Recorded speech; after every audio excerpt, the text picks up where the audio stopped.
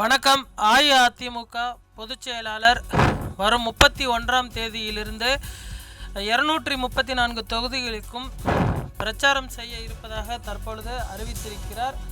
இது தொடர்பாக அஇஅதிமுகவின் முன்னாள் அமைச்சர் எஸ்பி வேலுமணி அவர்கள் கோவையில் நடைபெற்றிருக்கக்கூடிய செயல் வீரர்கள் கூட்டத்தில் பேசும் பொழுது அஇஅதிமுகவின் பொதுச் செயலாளர் 234 தொகுதிகளிலும் அவர் சுற்றுப்பயணம் மேற்கொண்டு பொதுமக்களையும் தொண்டர்களையும் சந்திக்க இருக்கிறார். இது தொடர்பான ஏற்பாடுகள் தற்பொழுது நடைபெற்று வருகிறது.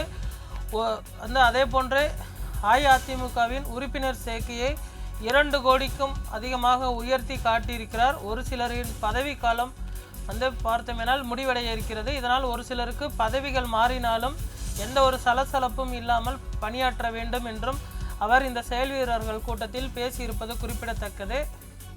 வரும் 2026ஆம் ஆண்டு சட்டப்பேரவை தேர்தல் நடைபெற இருக்கக்கூடிய சூழ்நிலையில் அதற்கான முன்னெடுப்புகளை தற்பொழுது அஇஅதிமுக உள்ளிட்ட எதிர்க்கட்சிகள் சார்பில் செய்யப்பட்டு வருகிறது. அதன் ஒரு பகுதியாகத்தான் தற்பொழுது அஇஅதிமுகவும் 234 தொகுதிகளிலும் சுற்றுப்பயணம் மேற்கொள்ள இருக்கிறது. குறிப்பாக இதில் தென் மாவட்டங்கள், டெல்டா மாவட்டங்கள் உள்ளிட்டவை பார்த்தோமெனால் அஇஅதிமுகவிற்கு கடந்த முறை பின்னடைவை சந்தித்த ஒரு சில மாவட்டங்கள், கொங்கு பகுதிகளில் மட்டுமே அஇஅதிமுக வெற்றி பெற்றது. அதே போன்று வட மாவட்டங்கள் ஒரு சில தொகுதிகள் பாமகவின் உதவியால் வெற்றி பெற்றது. இந்த சூழ்நிலையில் இந்த முறை பார்த்தோமெனால் பாமகவுடன் இன்னும் கூட்டணி அமையவில்லை. இதனால் அனைத்து தொகுதிகளிலுமே வெற்றி பெற வேண்டும் என்ற ஒரே குறிக்கோளை முன்வைத்து தற்பொழுது எடப்பாடி பழனிசாமி அவர்கள் இந்த சுற்றுப்பயணத்தினை தற்பொழுது அறிவித்திருக்கிறார். பொங்கலுக்கு பின்பு இது குறித்த அறிவிப்பானது வெளியாகும் என எதிர்பார்க்கப்பட்ட நிலையில் தற்பொழுது பொங்கலுக்கு பின்பு இது குறித்த அறிவிப்பு வெளியாகி இருக்கிறது.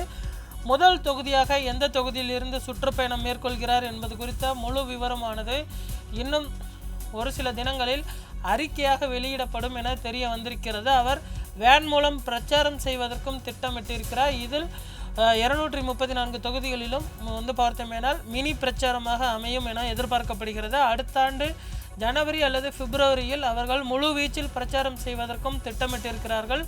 கூட்டணி குறித்து எந்த ஒரு பேச்சுக்களையும் தற்பொழுது தொண்டர்களோ அல்லது அஇஅதிமுக நிர்வாகிகளோ பொதுவெளியில் தெரிவிக்க வேண்டாம், கூட்டணி எல்லாம் நான் பார்த்து கொள்கிறேன் என மாவட்ட செயலாளர்கள் கூட்டத்திலேயே அவர் அறிவித்திருந்தார்.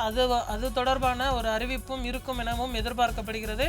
இந்த சூழ்நிலையில் இந்த சுற்றுப்பயணம் என்பது முக்கியத்துவம் வாய்ந்த ஒன்றாக பார்க்கப்படுகிறது. அஇஅதிமுகவின் கள சூழ்நிலையை பொறுத்து அதிமுகவின் கட்டமைப்புகளை மேம்படுத்தக்கூடிய வகையில் இந்த சுற்றுப்பயணமானது இருக்கும் எனவும் எதிர்பார்க்கப்படுகிறது.